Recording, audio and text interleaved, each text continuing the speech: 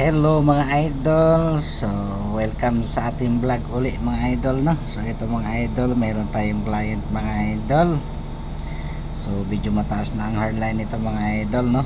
So didiskartihan natin ito mga idol para bumagay, no. So may iba-iba naman yung gupit. So itong starting natin mga idol, 1.5 na guard. So birahin natin sa tuktok mga idol, no. So ang hairstyle pala nito mga idol ay reverse fade pero lumbak yung likod mga idol. So ito mga idol, inumpisahan natin siya ng 1.5 na guard mga idol. Dito sa may harap mga idol, no. Hanggang dito lang tayo sa may puyo mga idol. Gawa ng yung likod na yan ay atin ang pag-a-adjustan.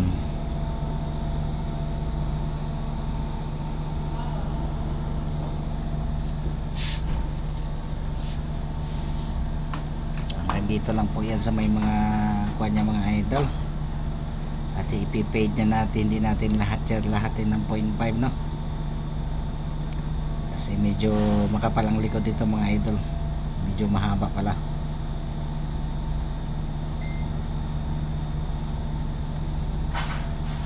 So tapusin nyo lang ang video mga idol. Makita nyo yung kinalabasan idol. Napakaganda po.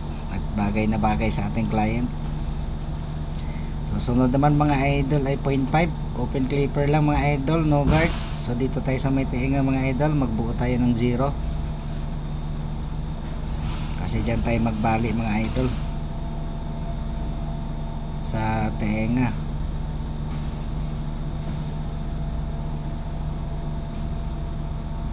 So ganyan lang po mga idol. So 0 natin idol, no. Tanggalin natin yung natira para malinis siya tingnan.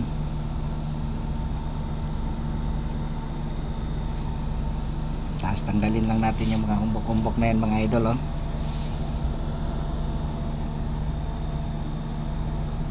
Yan sa likod niya mga idol. Diyan na tayo magpipina mga idol.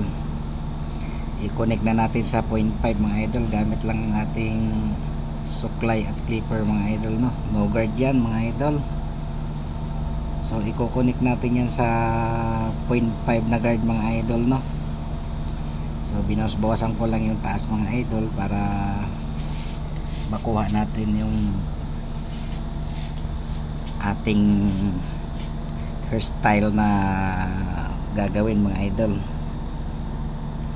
So ganun lang po idol, oh. Islanting mo lang yung suklay mga idol, tapos pakain mo sa clipper yung mga lumabas sa suklay para smooth siya tignan mga idol.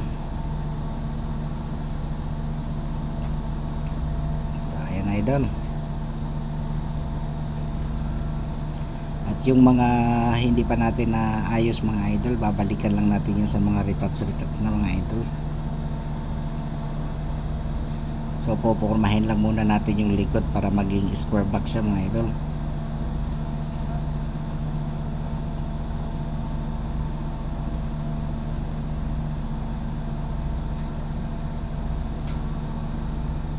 Diyan sa mga lubog-lubog na mga anit mga idol, balik-balikan natin yan, no, para magpantay siya tingnan ba.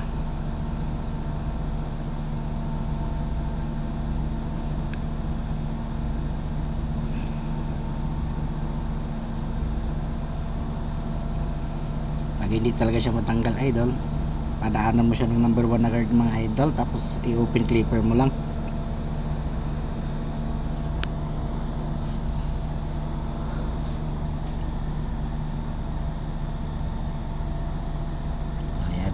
Pinapinahan natin idol. Medyo matagal itong nagupit mga idol, gawa ng kakaiba itong technique mga idol.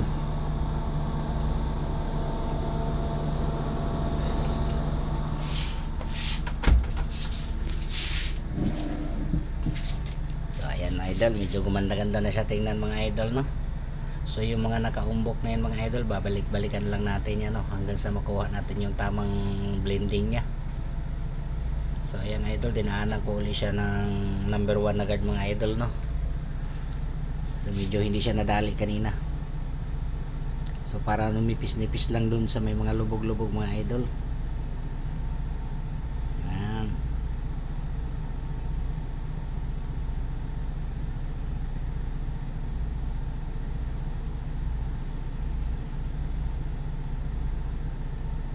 May blanketahan natin yung taas mga idol para matanggal-tanggal natin yung mga pino ng mga buhok na hindi nadali ng clipper mga idol, kasi minsan hindi yan nakakain ng clipper talaga.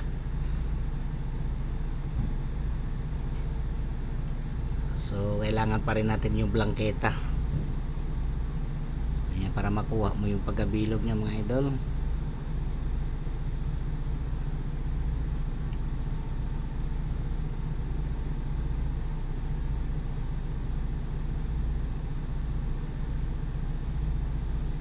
Tapos kailangan din natin sipat-sipatin siya mga idol ba, para makita natin yung kung saan pa yung mga nakaumbok. Tsaka silip-silip din tayo sa salamin mga idol, dahil yan na po tayo kumukuha ng ating kapantayan ng gupit, no? So ganun po yung itsura ng likod niyan idol.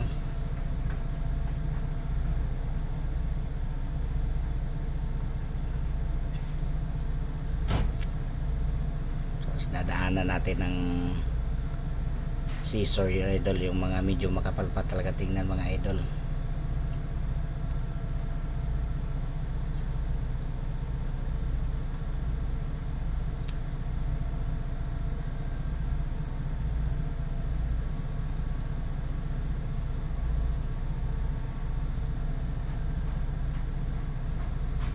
So ganun lang ang process nun idol ay, no?